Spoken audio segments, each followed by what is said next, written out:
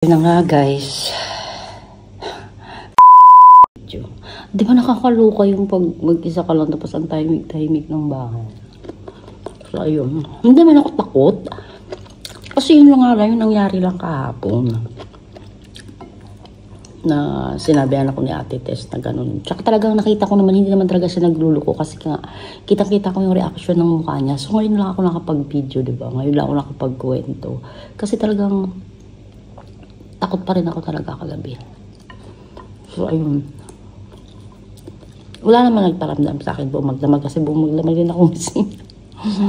Tapos nood-nood lang ako ng ano. Nood-nood lang ako ng YouTube. So, ayan, binili ko yung fish kasi na parang nakikreeping ako sa fish. Tapos, ang sasawan natin is balsamic. Nilagyan ko ng bawang. Kasi sinasanay ko yung sarili ko may ng bawang ng everyday. Marami rin tayong mga benefits na makukuha dyan.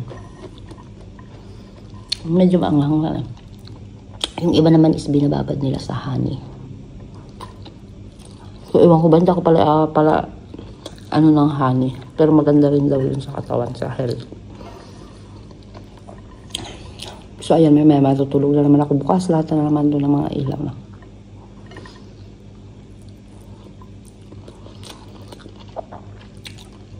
Kasi minute ko sila Ate Tess.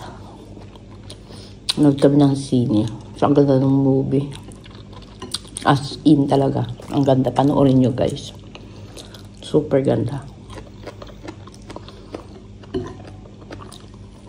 So, pagkasama ko sila Ate Tess, hindi yun sila mahilig mag-picture-picture, mag-video-video. Ayaw niya. Ayaw niya. Nagagalit siya sa akin. Ayaw niya sanay sa camera. So, siyempre, pag yung mga kaibigan natin, mga gano'n, respeto, di ba? Eh, kung ayaw nila ng camera. Kaya, pagkasama ko sila, nakita nyo, wala akong video, wala akong upload. Kasi nga, ayaw niya. Hindi sa ayaw. Minsan, may mood din naman siya mag-video-video.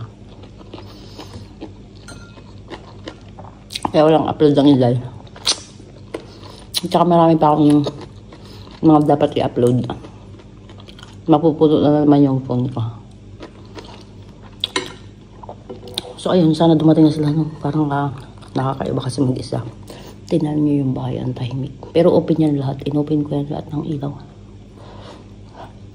So, pag uwi nila, ang dami na nilang bed. Kasi lahat bukas. Yung ganitong ulam, kontento na ako. So, ayun lang guys. Yun lang ang story time ko. Bubbles. Sarap.